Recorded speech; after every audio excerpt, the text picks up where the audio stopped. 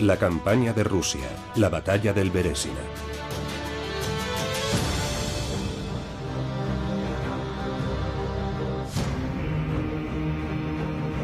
En 1811, Napoleón domina Europa desde el Mediterráneo hasta el río Niemen.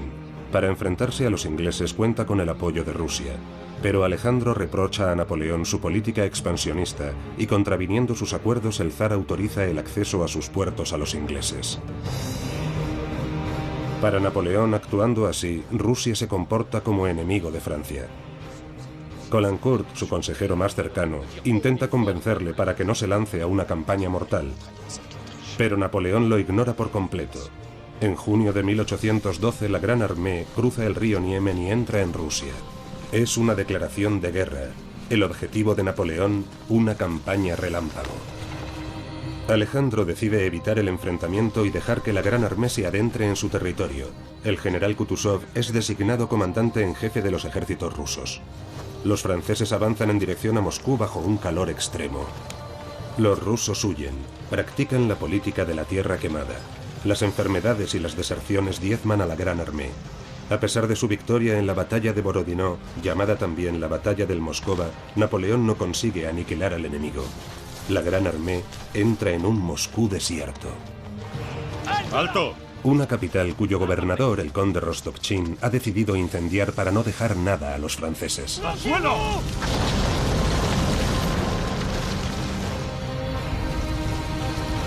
Los rusos están dispuestos a todo para destruir a la Gran Armée. La artillería en posición, la caballería también. Lariboisier me ha informado de que los establos están en llamas y amenazan con volar el arsenal. Hay 400 cajas de pólvora. Con una sola chispa podría estallar todo. No hay tiempo que perder. Hay que abandonar el Kremlin. Soy el primer soberano desde hace 2 siglos que conquista esta fortaleza. De ninguna manera... No se trata de huir, sino de ponerse a cubierto.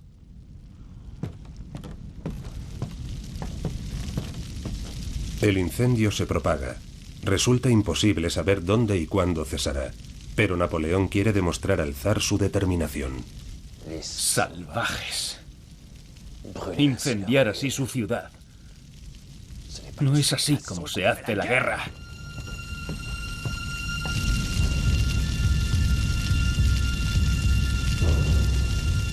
Las consecuencias del incendio de Moscú fueron impresionantes. El 60% de los edificios de madera de la ciudad quedaron calcinados. Durante 6 días, las llamas, atizadas por el viento, destruyen la biblioteca de la universidad, palacios, teatros y reducen a cenizas innumerables edificios de madera, casas, almacenes, tiendas, iglesias. El conde Rostopchín, gobernador de Moscú, escribirá a su esposa: «Cuando recibas esta carta, Moscú será reducido a cenizas. Perdóname». Rostopchín es, sin ningún género de dudas, el responsable del incendio de Moscú. Él mismo ordenó a sus subordinados prender fuego en diferentes partes de la ciudad. Esta idea se basa en el hecho de privar al enemigo de refugio y de confort, pero también de demostrarle que esta guerra será una guerra sin piedad. El incendio de Moscú resultó catastrófico para Alejandro I.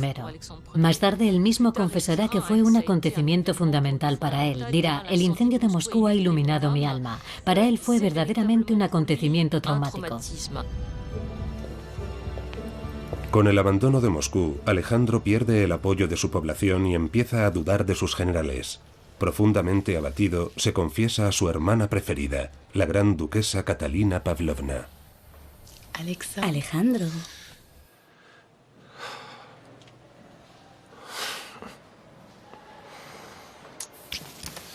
¿Cómo has podido permitir que el Corso establezca su cuartel general en Moscú?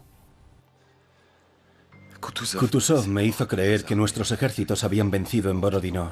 ¿Me engañó? Entonces, ¿tú no eres el responsable, hermano? Yo no quería a Kutuzov. Lo único que he hecho ha sido plegarme al deseo general. Te acusan de haber perdido el honor del país y arruinado al pueblo. Oh, Todas las clases se han unido ahora para condenarte. carezco claramente de talento. Deja de dudar de ti mismo.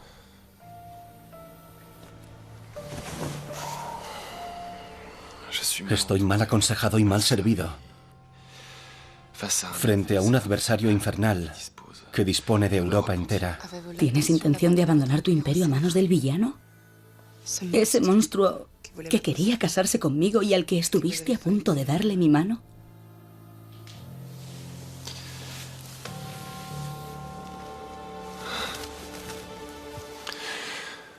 Estate tranquila. Rechazaré cualquier negociación con él mientras haya presente un solo soldado francés en el suelo imperial. Y si mi dinastía debiera alguna vez dejar de reinar, me dejaría crecer la barba. Y me iría a comer patatas al rincón más lejano de Siberia. Porque me encantan las patatas.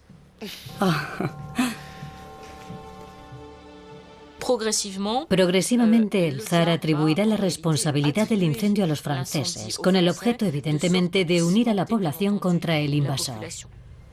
Habitantes de la provincia de Moscú, el enemigo de la raza humana, el castigo de Dios por nuestros pecados, la encarnación del diablo, el francés villano, ha ocupado Moscú y la ha destruido a sangre y fuego. Y de esta forma el incendio de Moscú se ha convertido en un nuevo catalizador de la resistencia del pueblo ruso, porque, ¿cómo decirlo? ¿Quiénes eran aquellos invasores que tomaban la capital histórica de la Santa Rusia y le prendían fuego? Mientras Napoleón no consiguiera destruir el ejército ruso, Alejandro lucharía. Y no tenía ninguna razón para firmar la paz, solo porque Napoleón hubiera llegado hasta Moscú. Él sabía que cuanto más tiempo permaneciese Napoleón en Moscú, más se complicaría la situación de los franceses. Las lluvias torrenciales han extinguido los incendios. En el corazón de aquella ciudad devastada, Napoleón confía en su éxito. El zar pedirá misericordia y solicitará la paz. Será solo cuestión de días. Bajo ningún concepto se deben mostrar signos de debilidad. Los incendiarios son detenidos por centenares y conducidos al patíbulo. Convictos, burgueses de la clase media, policías rusos, la mayoría afirman ser inocentes. Se ordena matar con la bayoneta a aquellos que intenten huir. Memorias del sargento Bourgogne. Hasta Moscú yo siempre había tenido un carácter alegre y por encima de todas las miserias que nos aquejaban. Me parecía que cuanto más dolor y peligro sufriéramos, mayor sería la gloria y el honor. La mayor parte de los testimonios, de los relatos de soldados que llegaron hasta Moscú, describen escenas de pillaje. Después del incendio de Moscú, Napoleón dejó hacer. Dejó saquear la ciudad y sus soldados se hicieron con una gran variedad de artículos, objetos artísticos, joyas, pinturas. Encontraron carne, verduras, bebida y hay muchas anécdotas que describen cómo los soldados que lograron entrar en los sótanos de las mansiones burguesas bebieron alcohol sin freno y obviamente salieron de ellas totalmente incapacitados para realizar su trabajo como soldados. Octavo día en Moscú y ninguna novedad de Alejandro. Napoleón ha encontrado un medio de entrar en contacto con él. Sire, el capitán Yakovlev. Ah, capitán.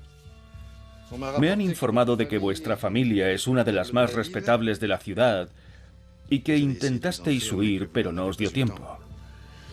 Os han informado bien. A cambio de un salvoconducto para vos, vuestra mujer y vuestro hijo, ¿tendríais la amabilidad de entregarle esta carta a vuestro soberano? No os puedo garantizar que acepte leerla. Haced todo lo posible. El emperador espera forzar al zar a una capitulación honorable.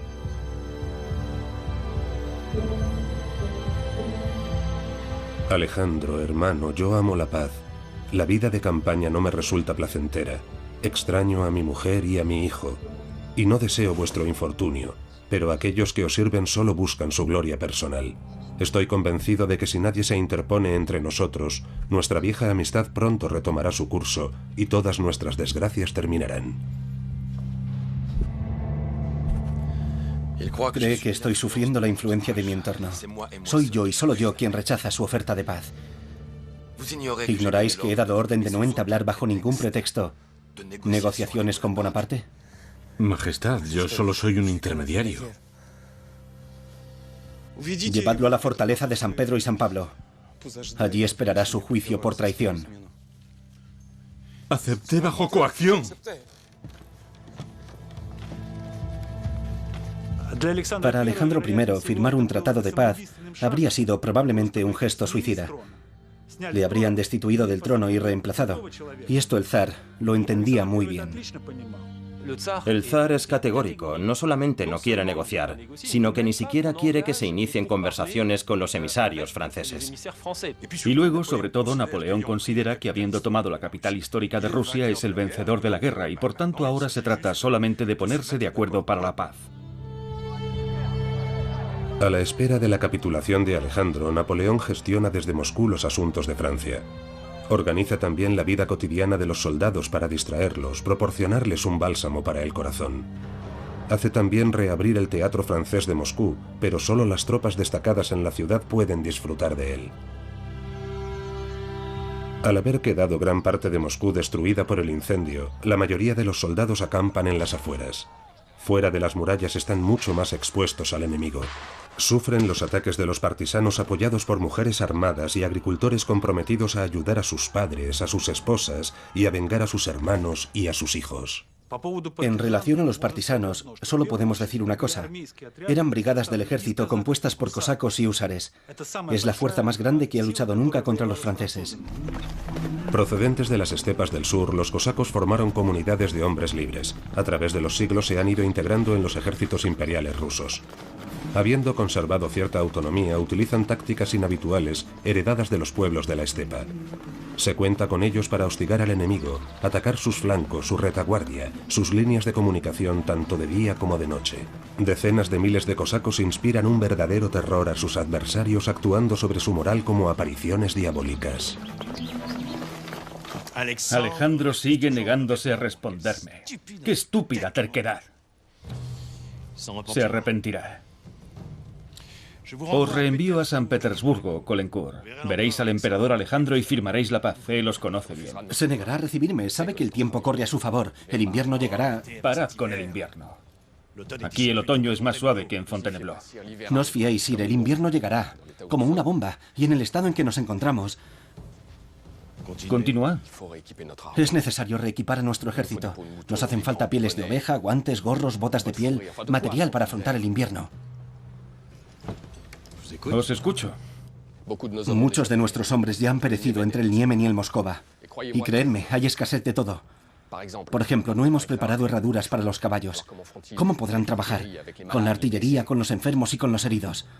La estación es aún agradable. Aprovechemos y abandonemos Moscú. Evacuar Moscú sería admitir la derrota. Comprendo vuestros escrúpulos para reencontraros con Alejandro, puesto que Rusia está devastada. En ese caso, id a ver a Kutuzov. Pero él tampoco cederá. Muy bien, enviaré al Oristón y él tendrá el honor de haber firmado la paz y de haber salvado el honor de vuestro amigo Alejandro. Ven aquí. Podéis marcharos, Caulaincourt. La capitulación rusa está fuera de todo lugar. Enviando al marqués de Loristón a negociar con el general Kutuzov, Napoleón espera ante todo salvar la cara y preservar su ejército. Igual que Caulaincourt con anterioridad a él, Loristón había sido embajador de Francia en San Petersburgo. Al emperador, mi señor, le habría gustado tratar a Moscú como a Viena o Berlín, pero incendiándola, vuestros compatriotas han destruido la obra de varios siglos. Señoritas, estaré con vosotras en unos minutos. Nosotros nunca hemos hecho la guerra de esa forma. Nuestros soldados no son incendiarios. Desgraciadamente, el pueblo está convencido de lo contrario. Para los rusos, esta guerra está resultando tan devastadora como una invasión tártara. No podéis comparar a Napoleón con Gengis Khan. Ah, tenéis razón. Gengis Khan jamás cometió la infamia de convertir nuestras iglesias en establos. Vuestros campesinos muestran una crueldad extrema hacia sus prisioneros. Los escaldan, los empalan vivos. Su ferocidad es contraria a las reglas de la guerra. ¿Nuestro ejército regular se muestra así de indigno? No, pero... Por desgracia, yo no puedo controlar a los campesinos. Habría que rehacer toda su educación. Organicemos al menos intercambios de prisioneros. El emperador tiene el deseo sincero de poner fin a esta confrontación entre dos naciones tan generosas. Intentemos llegar a un compromiso. ¿Un compromiso? ¿Queréis que mi nombre quede estigmatizado para la posteridad? Esta guerra no puede prolongarse. Intentemos acordar un armisticio. Tengo prohibido terminantemente pronunciar esa palabra. Por 3 veces, Alejandro rechazará entablar negociaciones. Y de hecho valdrá la pena, ya que hastiado de la guerra, el 19 de octubre Napoleón se verá obligado a emprender el regreso. Napoleón no es tonto. Es capaz de calcular los riesgos militares y sabe muy bien lo que le ocurrirá si se queda en Moscú durante el invierno. Todos sus caballos morirán inexorablemente. Y también piensa, algo que puede parecer irreal, en lo que podría estar tramándose en París si él, el emperador, permanece lejos de la capital durante 4 meses, atrapado en el otro extremo de Europa.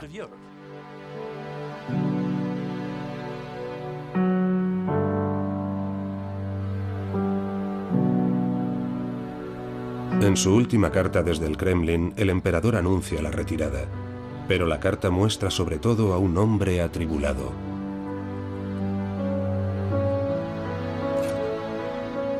Había llegado a Moscú en el apogeo de su poder y regresa debilitado.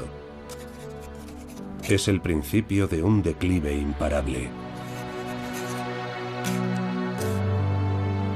Nadie le había visto nunca expresarse con tanta emoción, incluso cuando ha evocado su amor por la emperatriz o por su hijo.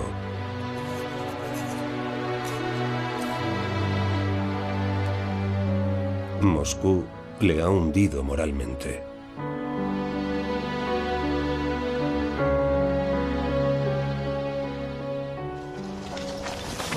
La Gran Armée se prepara para abandonar Moscú. Entre nosotros se encontraba una persona joven y hermosa que se decía pertenecía a una de las familias más importantes de Moscú y que cometió la locura de unirse sentimentalmente a uno de nuestros oficiales de alto rango. Y cometió la locura mayor todavía, de seguirlo en la retirada.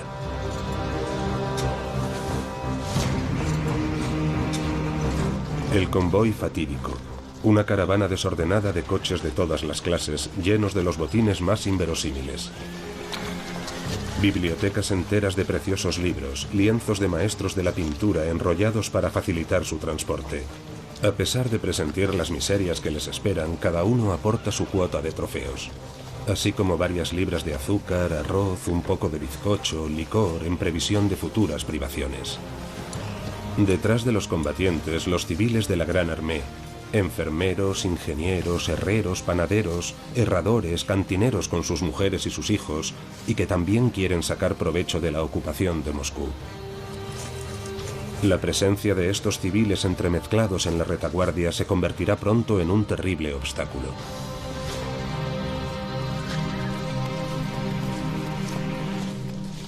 La estrategia de Kutuzov es, en cierto sentido, muy simple.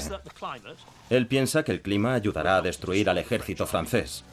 Sabe que sus cosacos, apoyados por las unidades ligeras de caballería, forzarán al ejército francés a permanecer en las carreteras, haciendo imposible el reavituallamiento, lo que condenará a casi todos a la hambruna.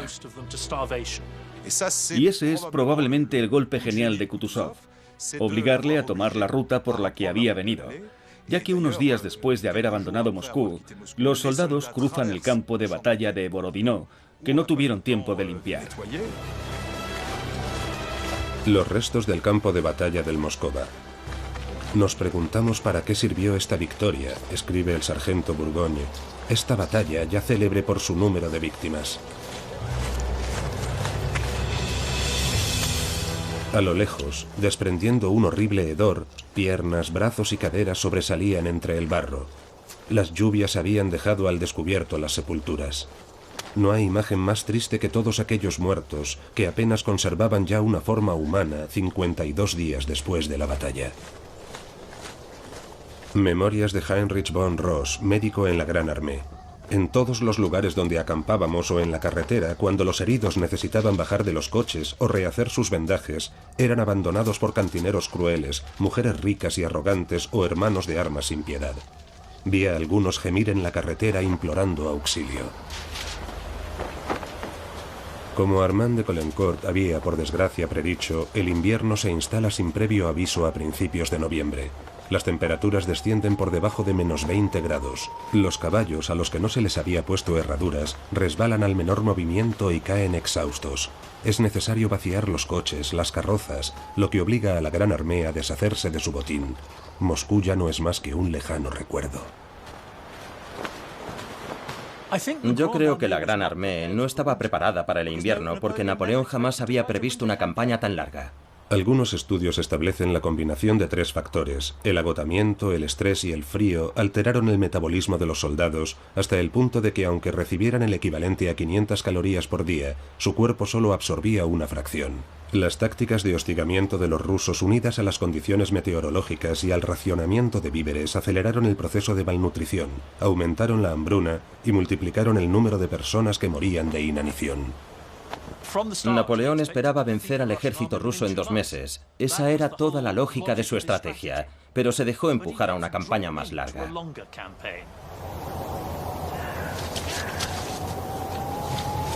Sobre el terreno los hombres yacen helados. Con el estómago vacío, se despieza a los caballos abandonados, se recoge su sangre y se cuece para nutrirse. Los rusos aprovechan la desbandada para abalanzarse sobre su presa. La Gran Armée se disuelve, mientras en París el trono se tambalea. El 23 de octubre, en París, durante la noche, acompañado de algunos hombres, el general Mallet se presenta en la prefectura, detiene a Savary, ministro de la policía, y lo conduce a la prisión de la Force. Mallet y sus cómplices se presentan a continuación en el Estado Mayor en la Place Vendôme sin encontrar la menor resistencia.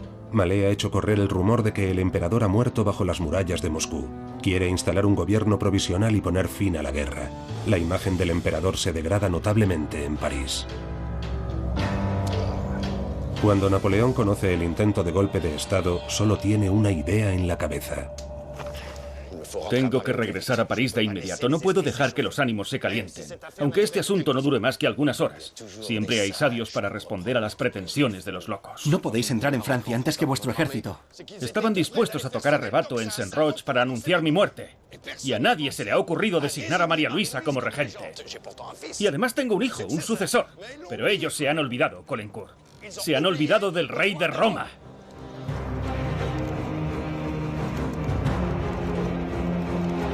Mientras Napoleón medita sobre su regreso, sobre el terreno la hecatombe continúa. A mediados de noviembre solo quedan 42.000 hombres todavía con fuerzas de los 104.000 que abandonaron Moscú.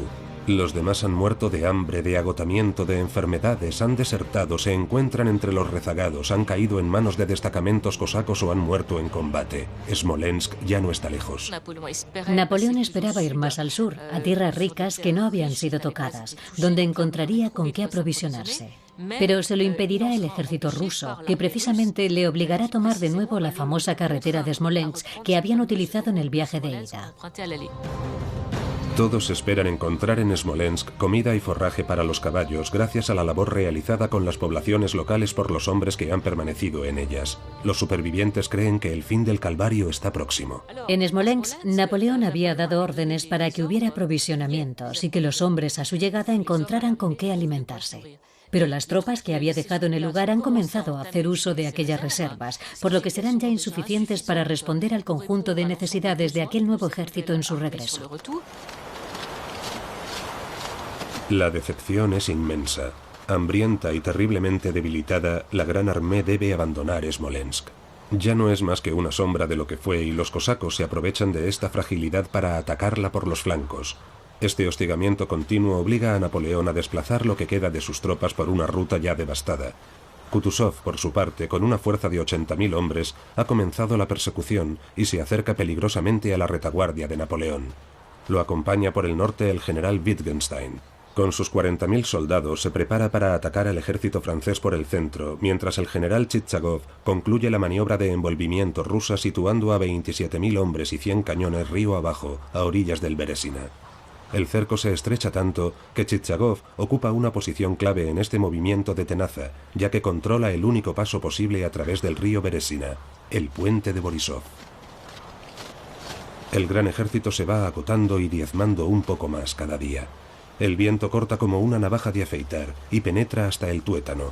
El frío hace que los miembros sean tan frágiles como el alabastro. El hielo suelda los párpados y los dedos se quedan pegados al acero de las armas. Las articulaciones de los pies y las manos se quiebran a la menor torsión, pero sin un ápice de dolor. Para apropiarse más fácilmente de la ropa de los muertos, no hay que esperar a que los cuerpos se congelen. Más de uno es despojado antes de exhalar su último aliento.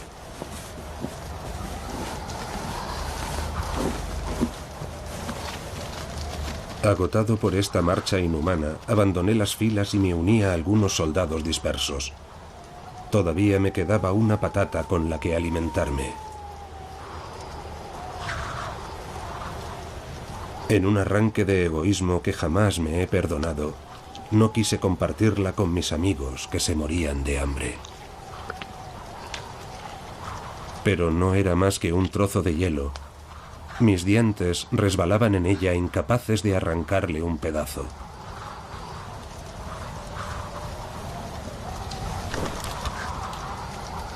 Me asaltaron unos deseos irreprimibles de dormir, pero sabía que caer en el sopor sería fatal. Tenía que moverme, caminar, permanecer despierto, de modo que reanudé la marcha. La ventisca y la noche desorientan a Burgoyne. La nieve ha tapado sus huellas, pero sigue caminando hasta el amanecer en busca de su regimiento. Ya no siente los miembros ni los parásitos que lo devoran.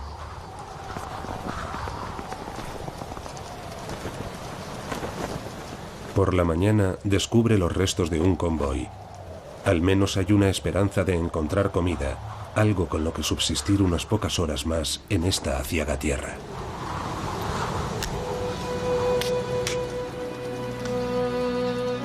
Alto, quietos. No disparéis.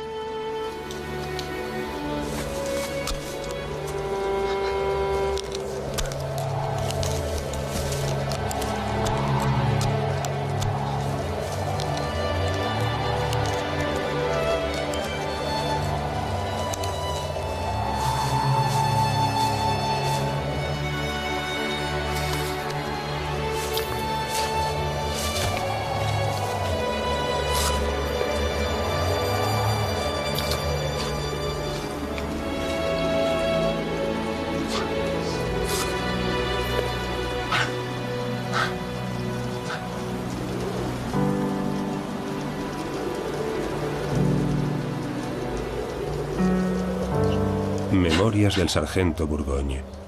Hay que haber sentido alguna vez la furia del hambre para entenderlo. Serías capaz de comerte al mismo diablo si estuviera cocinado. ¿Le hacemos prisionero? Así al menos lo alimentarán. El odio se mezclaba con la compasión, pero los soldados rusos también sufrían privaciones. Un prisionero era una boca más que alimentar. Había que escoger.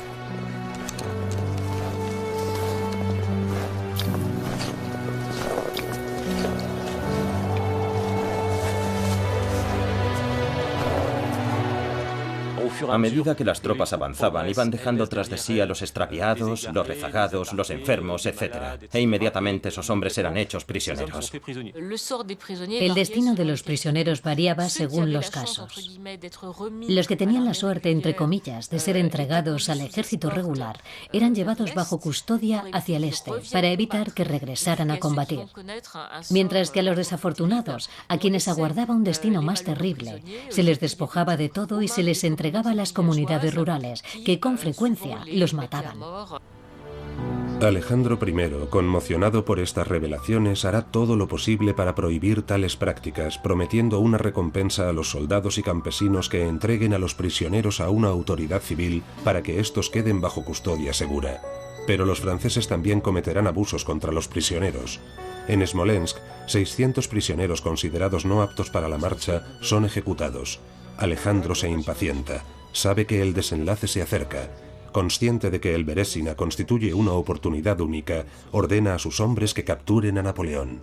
La batalla del Berezina, que dejaría una profunda huella en la campaña de Napoleón, debe su nombre al río que impedía el avance del ejército de Napoleón. Kutuzov pensó que el río se convertiría en el obstáculo definitivo que le permitiría rodear a Napoleón y apoderarse de su ejército. De modo que el ejército ruso, que avanzaba desde Moscú, se acercó al río Berezina con el plan de cruzarlo en un lugar llamado Borisov, donde existía un puente.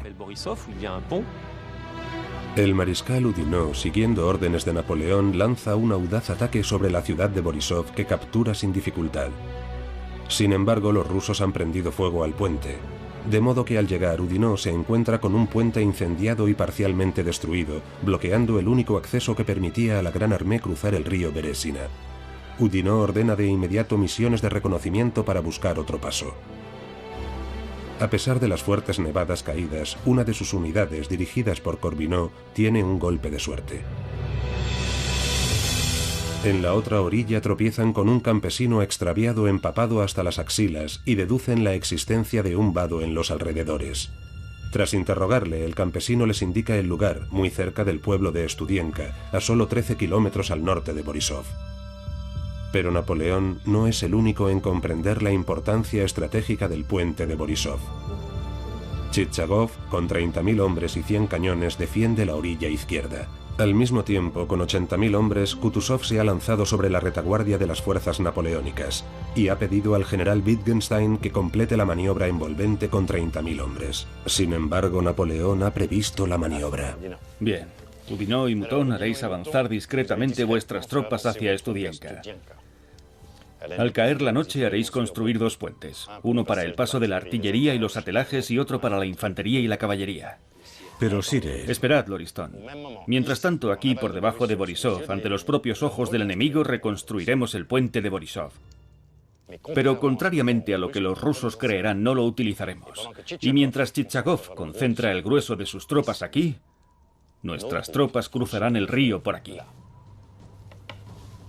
En Studienka. La situación aparentemente desesperada de su gran armée no había empañado la serenidad del emperador. Cualquier otro en su lugar se habría derrumbado, pero Napoleón se sobreponía siempre a la desgracia. Hasta tal punto le embriagaba la esperanza que ni siquiera los mayores reveses lograban abatirlo. Napoleón tuvo la genial idea de preparar un señuelo, que de hecho funcionó muy bien. Una vez que sus soldados recuperaron Borisov, ordenó iniciar la construcción de unas estructuras bastante ostentosas, para dar la impresión a los rusos de que pasarían por ese lugar. Y al llegar la noche con las hogueras apagadas y con la mayor de las discreciones, ordenó a sus soldados que siguieran las huellas de los pontoneros del general Eblé, encargados de la construcción de los 2 célebres puentes a la altura de Studienka.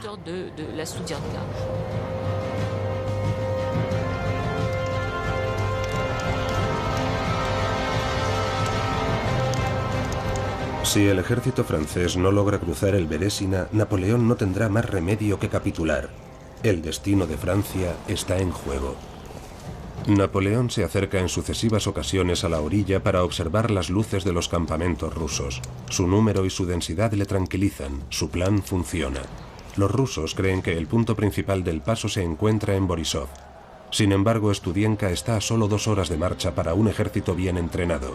El riesgo de ser descubiertos y atacados sigue estando presente.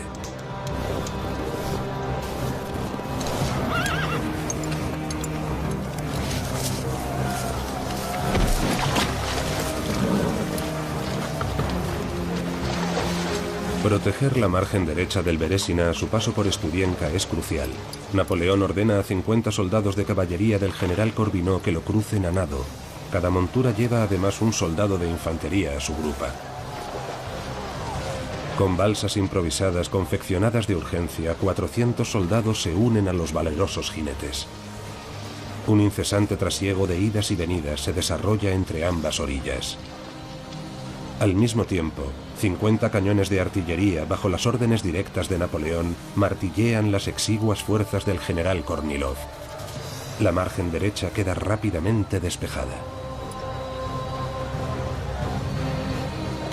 2 horas más tarde, los franceses comienzan a instalar los caballetes. El general Eblé no vacila en dar ejemplo y se lanza el primero a las gélidas aguas.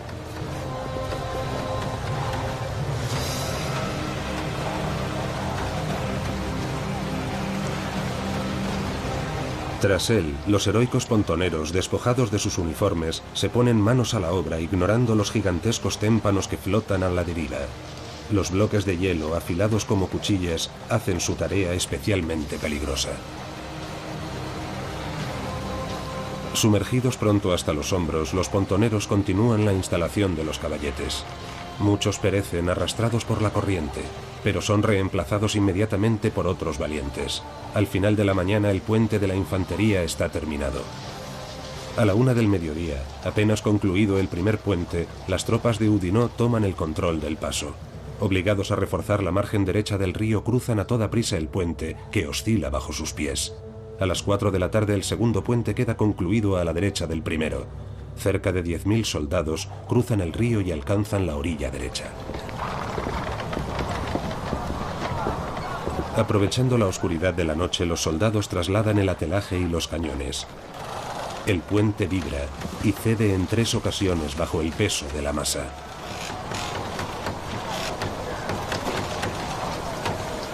Los pontoneros vuelven a lanzarse al agua sin dudarlo. Es preciso reparar o reemplazar las partes destruidas, y el tiempo apremia. En menos de 3 horas, a una temperatura de 30 grados bajo cero, el puente vuelve a estar operativo. Napoleón y su Estado Mayor no pasarán a la margen derecha del río Berésina hasta más tarde, y siguen alentando el paso de los escuadrones que llegan en un flujo constante. Desde por la mañana, las órdenes de Napoleón son claras. Solo se permite el paso de las tropas bien organizadas y armadas. El resto, vivanderos, rezagados, civiles, son rudamente rechazados. Después de varios días de marcha en solitario, el sargento Burgoyne encuentra finalmente compañía. Se une a los civiles y a los rezagados, que desde la víspera esperan para cruzar el puente. Más tarde escribiría un testigo. Ellos, que habían venido a Rusia para luchar contra la barbarie e introducir la civilización, son ahora nada más que desechos, patéticos espectros. La noche del 27 de noviembre, sorprendentemente, casi nadie se presenta para cruzar el puente. El camino está despejado.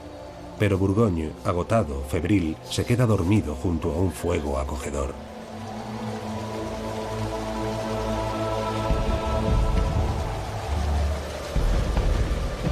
De madrugada, el fragor de los cañones le despierta. Entonces se da cuenta de que para tener alguna posibilidad de supervivencia necesita imperiosamente cruzar el puente. Es preferible morir por la andanada de un cañón que de frío o de hambre. A las 7 de la mañana, completamente solo, se levanta, toma sus armas y sin pronunciar palabras se encamina hacia el puente. Tiene los miembros congelados. Sus huesos, frágiles como el cristal, hacen extremadamente penosa su marcha. Vi a las mujeres soportar con un valor admirable todo aquel sufrimiento. Incluso recriminaban a algunos hombres que no sabían soportar la adversidad con coraje y resignación. Por un puente totalmente desierto, Burgoyne cruza por fin el río Berésina.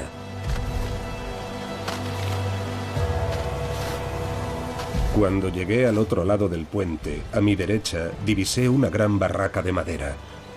Era el lugar donde había dormido el emperador y donde aún permanecía.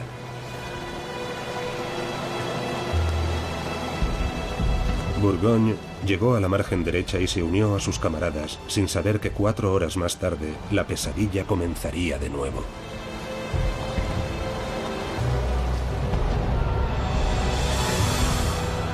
En la misma orilla, el general Chichagov y 27.000 hombres se lanzan sobre el cuerpo del ejército de Oudinot. La lucha que se libra es terrible. Oudinot debe mantener a toda costa el control de la orilla derecha, lugar vital del desembarco. En ese mismo momento, en la orilla izquierda, el general Wittgenstein, a la cabeza de 40.000 soldados, ataca a los 10.000 hombres del mariscal Víctor, la retaguardia que ha permanecido cerca de Studienka. El ejército napoleónico se encuentra completamente rodeado. El pánico se desata en la orilla izquierda. En medio de los combates y el fuego de la artillería, miles de rezagados y civiles que esperan pacientemente desde hace 2 días se precipitan sobre las rampas de acceso a los puentes. Hombres, mujeres y niños, aterrorizados, mueren víctimas de las andanadas de los cañones, pisoteados por los caballos, o pierden pie sobre la superficie resbaladiza del puente. He aquí el testimonio del barón de la Rey, cirujano del gran ejército. El terror se apoderó de todo el mundo. El más fuerte derribaba al más débil, que era pisoteado por la multitud.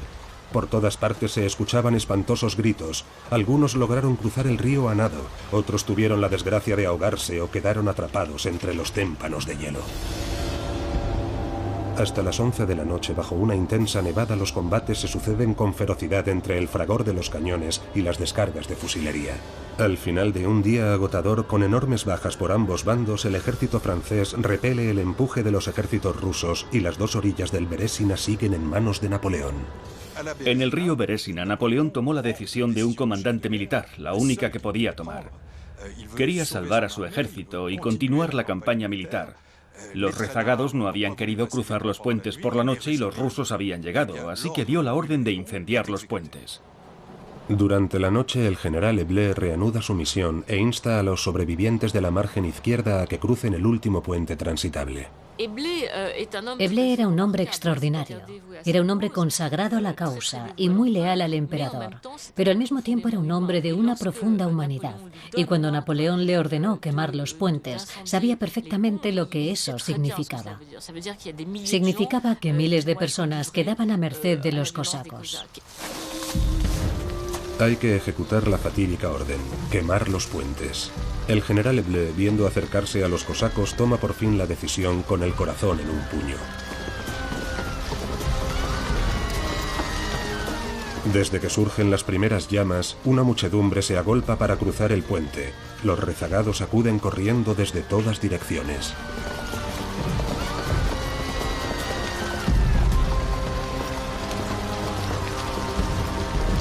Es una multitud desordenada, confusa y avasallante. 12.000 personas entre rezagados y civiles y unos 3.000 combatientes se empujan unos a otros para sobrevivir. Desde la orilla derecha contemplan con impotencia el escenario de horror y sufrimiento en el que se ha transformado la orilla izquierda. En un sálvese quien pueda general, los infelices se ven acorralados entre dos fuegos. Por un lado arrinconados por los cosacos que no les dan ningún cuartel. Por el otro atrapados en los puentes consumidos por las llamas, sin posibilidad de avanzar ni de retroceder. Bajo la avalancha, el puente se derrumba.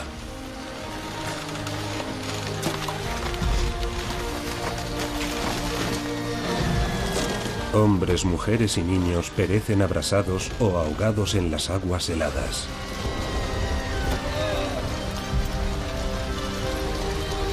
La tragedia humana será catastrófica y la batalla del Berésina una oportunidad perdida para Kutuzov. 7.000 soldados y 2.000 oficiales de Napoleón, su guardia imperial, sus mariscales, su estado mayor, logran escapar de 3 ejércitos rusos muy superiores en número. Napoleón no perdió ninguna batalla, pero perdió la campaña. Más de 600.000 personas dejaron de existir. Se convirtieron en prisioneros o murieron en Rusia. Ese fue el resultado de la campaña. Para los rusos, de hecho, la batalla del Berésina constituye un fracaso, porque ellos querían capturar a Napoleón. La batalla del Berésina fue a la vez un desastre y una victoria para el ejército francés. En muchos aspectos, se ha convertido en una fuente de intenso orgullo. Es cierto que miles de franceses murieron en el Berésina, pero el núcleo principal del ejército francés logró escapar. Y por el núcleo me refiero a sus generales, sus oficiales de Estado Mayor y todos los cuadros militares indispensables. Napoleón fue capaz de levantar un nuevo y formidable ejército en 1813. En ese sentido fue una victoria. El 5 de diciembre, 48º día de la retirada, Napoleón, que no soporta estar sin noticias de París, toma la decisión de regresar a la capital y ordena a Caulaincourt que lo acompañe. Después de atravesar el ducado de Varsovia, hacen una parada en Alemania. De incógnito confía en ellos. En cuanto llegue a París, sabré tranquilizar a mi pueblo y explicarle los motivos de nuestras batallas. Caulaincourt.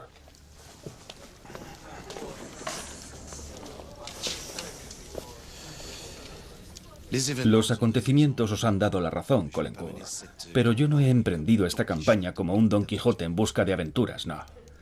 La única diferencia entre los otros soberanos y yo es que a ellos las dificultades les paralizan, mientras que yo disfruto superándolas. Sobre todo cuando el objetivo es grande, noble, digno de mí y de la nación.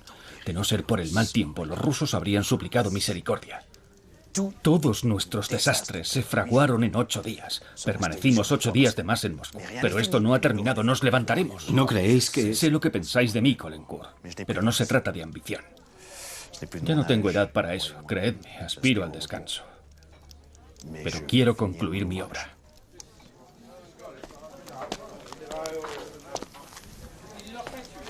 Posadero. ¿Sí? Llevamos aquí 2 horas. ¿Dónde están los caballos que pedí? Ya no tardarán mucho, señor. Me cuesta creer que esta posta no disponga de ningún caballo y que haya que ir a buscarlos a 10 leguas de aquí. Vivimos tiempos difíciles, señor. Por culpa de Napoleón. Esta mañana, sin ir más lejos, los saqueadores nos robaron 2 caballos. Convencido de que el jefe de posta los retrasa intencionadamente, Caulaincourt se teme una emboscada. Sé que tienes caballos, lo sé a ciencia cierta. ¿Dónde los escondes? Ya os he dicho que no. Si en 5 minutos no están ensillados los caballos, te ensartaré con mi espada. Enseguida, señor.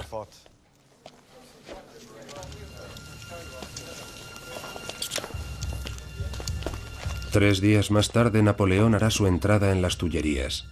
Mientras tanto, la Gran Armée no cesa de batirse en retirada a través de bosques pantanosos, helados y cubiertos de nieve, y siempre amenazados y hostigados por los cosacos y las tropas de Kutuzov.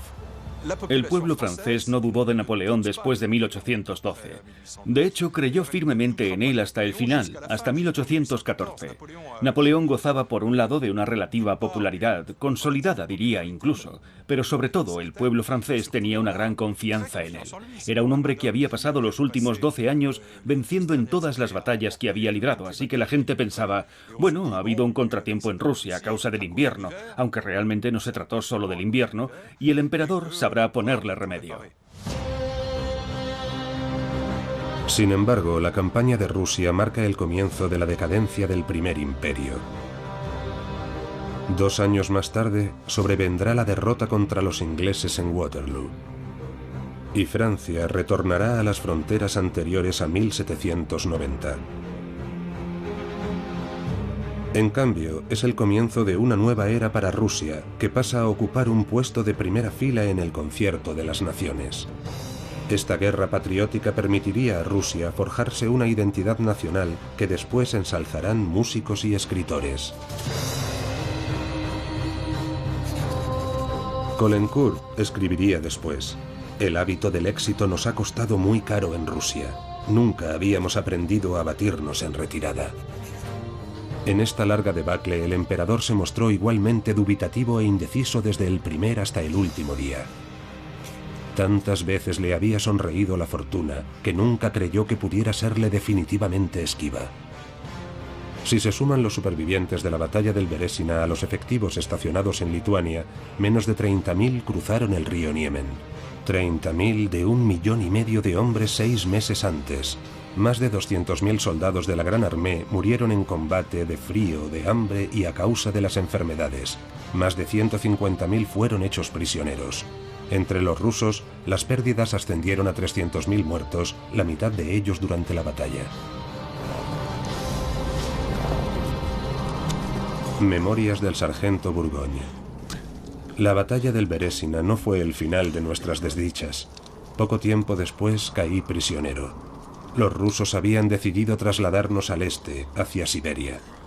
Mis compañeros de infortunio pensaban que era preferible vivir en cautividad, comiendo patatas, que morir libres de hambre y frío en la gran ruta.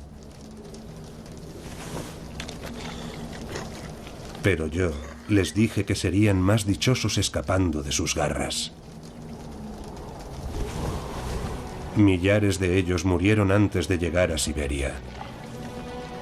Algunos aceptaron la oferta del zar de adquirir la ciudadanía rusa y se establecieron en la misma tierra que les habían pedido conquistar. En cuanto a mí, finalmente logré escapar. Y en la primavera de 1813 estaba de regreso en Francia.